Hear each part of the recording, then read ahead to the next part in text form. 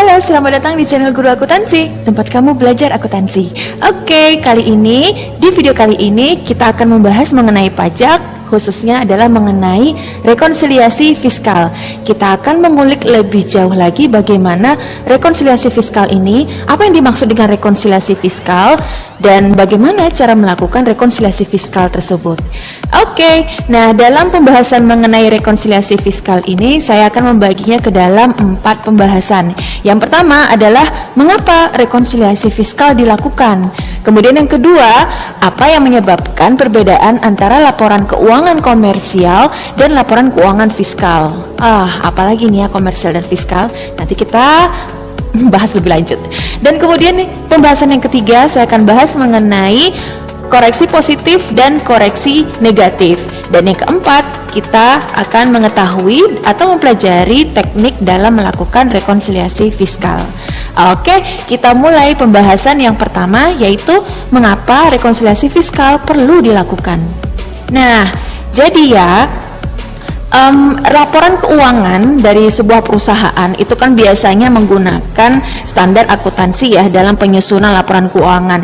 Yang kita kenal ada laporan laba rugi, ada laporan perubahan modal atau perubahan ekuitas, atau kalau misalkan perusahaan yang berbentuk perseroan ada laporan laba ditahan. Kemudian ada laporan posisi keuangan atau laporan neraca. Nah, semua laporan keuangan yang kita buat itu kan pakai standar akuntansi ya, pakai PSAK gitu ya, pedoman standar akuntansi keuangan.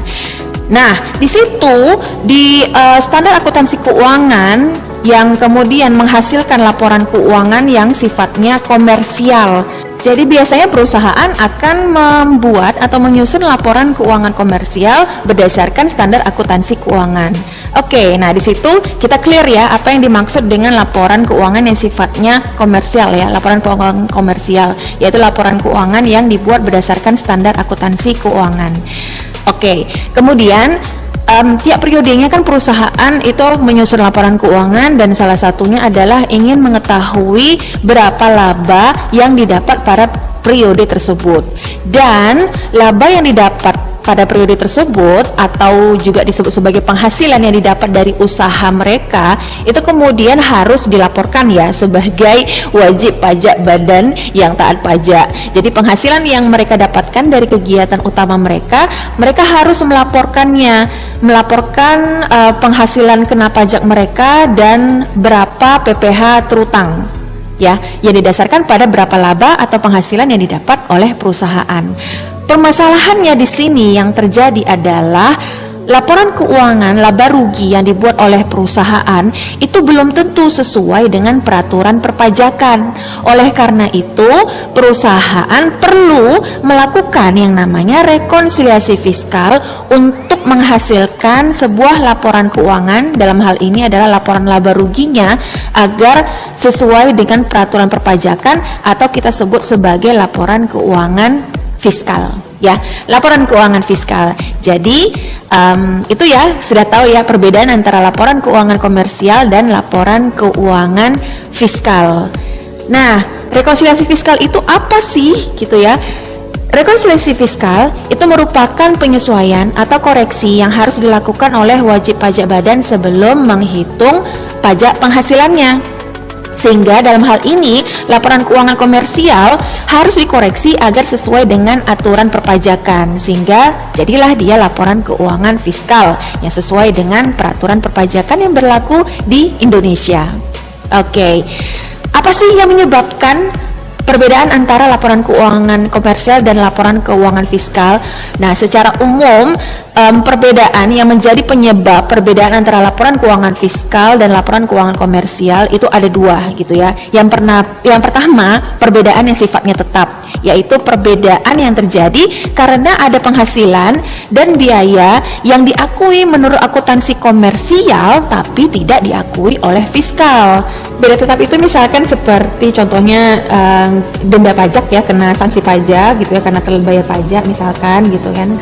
Terus juga kalau misalkan ada sumbangan ya, kasih sumbangan perusahaan, kemudian kalau misalkan perusahaan juga ada mengeluarkan biaya gitu ya, pengeluaran dalam bentuk pemberian natura, nah itu adalah salah satu contoh dari beda tetap ya. Kemudian kalau misalkan penghasilannya berarti penghasilan yang termasuk PPh final, maka itu juga tidak dimasukkan atau tidak boleh masuk ke dalam perhitungan PKP nantinya, karena kan sudah dibayar ya.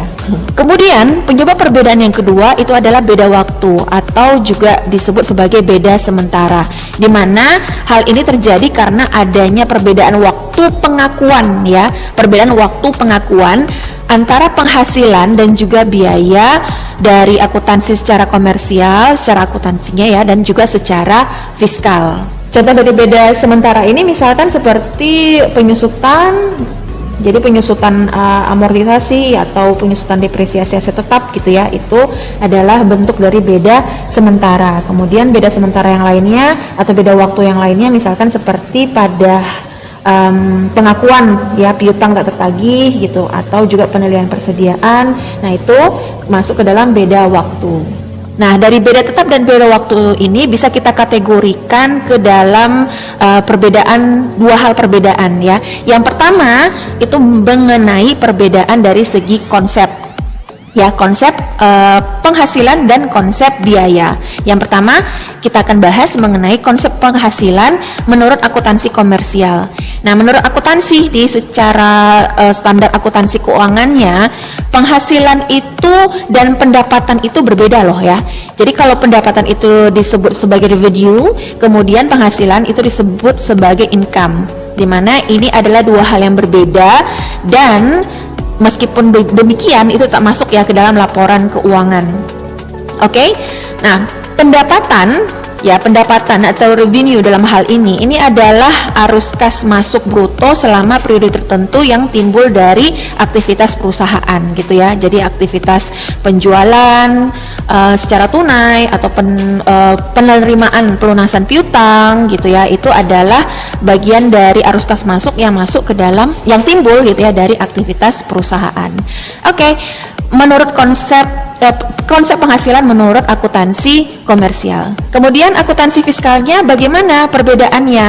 Nah, di akuntansi fiskal pendapatan, revenue dan income itu dipukul rata aja gitu, sama aja dua-duanya. Yang penting intinya adalah penghasilan yang masuk ke dalam kas perusahaan. Oke. Nah, jadi menurut akuntansi fiskal, penghasilan itu adalah tambahan kemampuan ekonomis yang diterima oleh wajib pajak baik berasal dari Indonesia atau dari luar Indonesia yang dia dapat menambah kekayaan wajib pajak. Nah, wajib pajak ini, penghasilan ini itu dibagi ke dalam 3 jenis ya. Yang pertama itu adalah penghasilan yang termasuk objek pajak. Penghasilan yang termasuk objek pajak di sini adalah misalkan macam-macam gitu, yang akan dijadikan sebagai perhitungan dalam menemukan berapa pajak penghasilan yang harus disetor nantinya. Nah, apa saja ya, berarti kan seperti penghasilan laba dari perusahaan gitu ya, penghasilan dari kegiatan usaha, itu adalah salah satu contoh gitu ya dari penghasilan yang termasuk objek pajak. Kemudian kalau misalkan karyawan atau pegawai kan ada dari gaji, bonus, honorarium dan lain sebagainya. Nah, itu adalah penghasilan-penghasilan yang dimasukkan ke dalam objek pajak penghasilan. Kemudian dalam fiskal itu yang kedua, penghasilan yang kedua itu adalah penghasilan yang bukan objek pajak. Nah, penghasilan yang tidak termasuk atau bukan termasuk objek pajak itu misalkan seperti bantuan atau hibah, kemudian ada warisan, kemudian juga ada beasiswa gitu ya, dan lain sebagainya. Nah, sedangkan penghasilan final yang biasa kita sebut sebagai penghasilan PPh pasal 4 ayat 2 gitu ya. Ini adalah penghasilan final yang memiliki tarif tertentu gitu ya, tarif final. Dan ini contohnya gitu ya, misalkan seperti bunga deposito gitu ya, bunga tabungan, dapat hadiah dari undian, kemudian menjual saham di bursa efek gitu ya, dan lain sebagainya. Nah, itu adalah bagian dari penghasilan yang sifatnya final, yang akan dikenakan tarif final. Nah, ini konsep ya, perbedaan konsep penghasilan antara akuntansi fiskal dan akuntansi komersial. Sekarang kita lihat perbedaan konsep yang kedua, yaitu dari konsep biaya atau beban. Nah, menurut akuntansi komersial, beban atau expense dan biaya atau cost itu adalah dua hal yang berbeda dan tetap juga ya masuk ke dalam laporan keuangan, dalam laba rugi dan juga neraca gitu ya. Nah, beban atau expense dalam hal ini ya, itu adalah arus kas keluar pada suatu periode akuntansi yang menyebabkan berkurangnya aset dan kewajiban yang menyebabkan berkurangnya ekuitas. Ya, jadi misalkan seperti beban gaji, beban pemasaran dan beban-beban usaha lainnya itu adalah contoh dari expense ya. Itu konsep biaya menurut akuntansi komersial. Nah, sedangkan kalau menurut akuntansi fiskal, maka dalam pajak itu tidak dibedakan antara expense dengan cost. Jadi dua-duanya sama aja. Artinya adalah biaya. Jadi beban itu, pengeluaran itu dalam pajak itu adalah biaya untuk menagih, memperoleh dan memelihara penghasilan. Ya, atau sering dikenal dengan 3M. Menagih, memperoleh dan memelihara penghasilan, atau biaya ya seluruh biaya yang berhubungan langsung dengan perolehan penghasilan. Di dalam pajak beban itu dibagi dua, ada yang beban yang disebut sebagai deductible expense, yaitu biaya yang dapat dijadikan pengurang penghasilan, nantinya yang dapat mengurangi PKP ya alias penghasilan kena pajak, dan ada yang sifatnya non deductible, yaitu biaya yang tidak dapat dijadikan pengurang dari penghasilan. Nah, kalau contoh deductible yang biasa dijadikan, yang dapat ya dijadikan pengurang penghasilan ya seperti biaya gaji karyawan, beban penyusutan, kemudian adanya biaya promosi ya, beban promosi atau iklan. Nah, itu intinya ya seluruh biaya yang dikeluarkan yang berhubungan langsung dengan perolehan penghasilan itu gitu. Kalau non deductible expense berarti kan biaya yang tidak dapat dijadikan pengurang penghasilan ya. Maka ini contohnya ya adalah seperti pemberian perusahaan ya kepada karyawannya dalam bentuk penyediaan makanan atau minuman, atau sering disebut sebagai pemberian dalam bentuk natura gitu ya.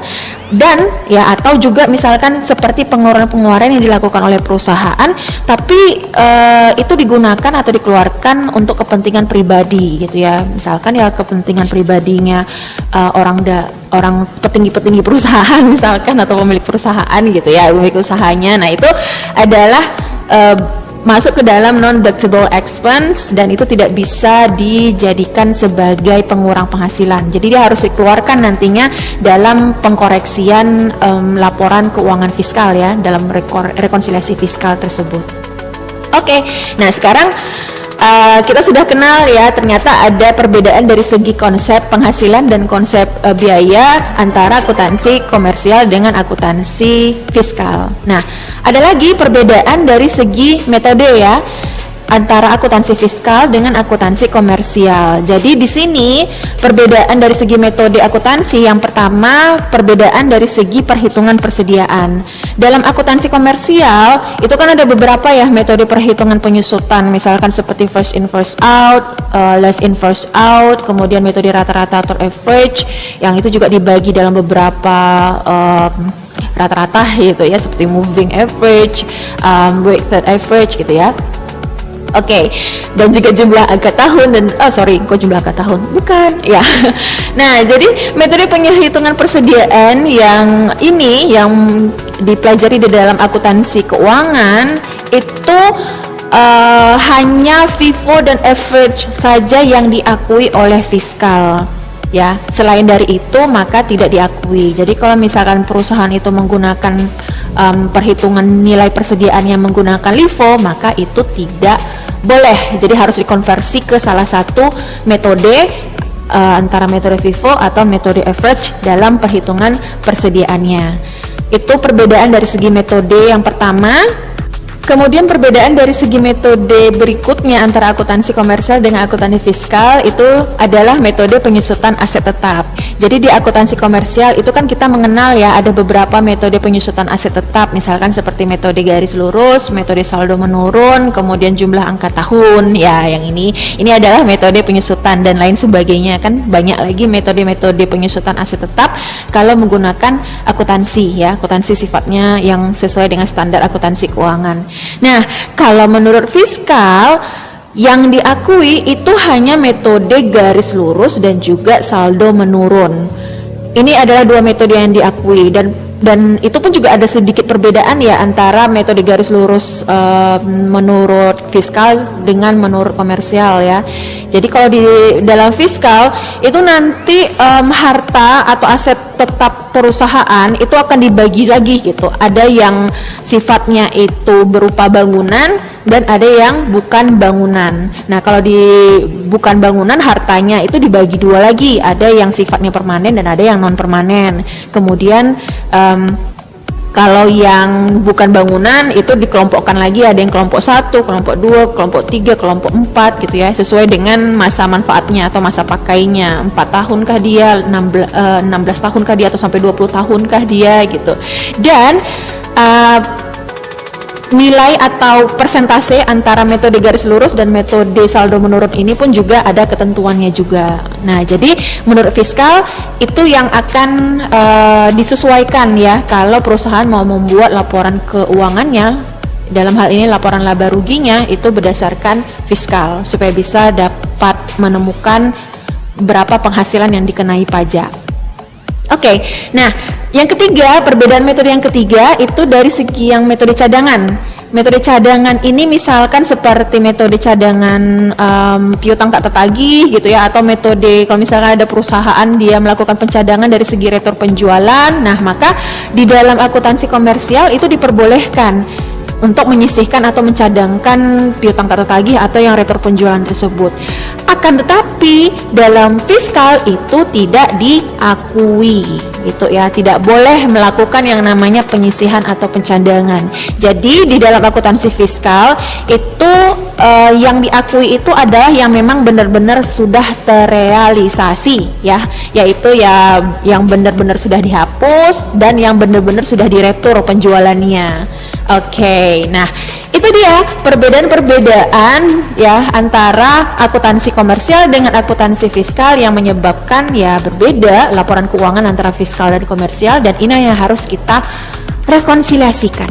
Oke, nah dalam rekonsiliasi fiskal itu kita akan ketemu yang namanya koreksi positif dan koreksi negatif. Ya, apa sih yang dimaksud dengan koreksi positif? Jadi koreksi positif itu adalah koreksi di mana akan menyebabkan jumlah laba kena pajak atau penghasilan kena pajaknya itu jadi meningkat. Jadi kalau menurut pajak dia meningkat ya, labanya meningkat secara fiskal daripada laba secara komersial. Nah, itu koreksinya menjadi koreksi positif ya, disebut koreksi positif. Koreksi negatif ya berarti kebalikannya gitu. Koreksi yang kalau misalkan dia menyebabkan jumlah laba kena pajaknya atau penghasilan kena pajaknya alias PKP-nya menurun, maka itu disebut sebagai koreksi negatif. Oke, nah sekarang kita masuk bagaimana sih teknik dari rekonsiliasi fiskal tersebut. Teknik rekonsiliasi fiskal dari sisi penghasilan ya. Nah, kalau penghasilannya ini yang pertama ya, dia diakui komersial tapi tidak diakui secara fiskal, ya tentu saja ini akan mengurangi PKP ya. Akan mengurangi PKP atau penghasilan kena pajak. Ya, dalam hal ini berarti kan koreksinya menjadi koreksi negatif ya, karena tidak diakui fiskal. Kurang dong nantinya ya laba kena pajak yang akan dilaporkan ya. Dan kemudian kalau misalkan penghasilannya itu tidak diakui komersial tapi diakui fiskal, maka itu akan menambah PKP. Jadi ya koreksinya menjadi koreksi positif gitu. Oke, itu dari segi penghasilan. Sekarang kalau dari segi beban, dari sisi biaya, maka kalau misalkan biaya tersebut diakui komersial tapi tidak diakui fiskal, maka itu akan menambah PKP. Jadi artinya koreksinya menjadi koreksi positif. Dan kalau misalkan beban tersebut tidak diakui komersial tapi diakui secara fiskal, maka itu akan menjadi koreksi negatif lah ya gitu ya, akan mengurangi PKP. Oke, cukup demikian ya mengenai pengenalan tentang rekonsiliasi fiskal ya. Biar supaya lebih paham ya, pasti kita harus ada yang namanya praktik atau latihan-latihan. Nah, untuk praktik mengenai bagaimana sih cara menyusun atau cara melakukan rekonsiliasi fiskal ini sehingga dari laporan laba rugi keuangan, laba rugi yang dilakukan oleh perusahaan ya, yang dihitung oleh perusahaan menurut standar akuntansi keuangan, kemudian bisa kita jadikan laporan laba rugi yang diterima oleh fiskal, dan akhirnya kita bisa menemukan atau menghitung berapa pajak penghasilan terutang. Oke, next time kita masuk ke dalam praktiknya ya. Thank you. Kalau ada pertanyaan silakan bertanya di bawah di komentar. Insya Allah kalau ada waktu saya jawab. Terima kasih semuanya. Bye bye.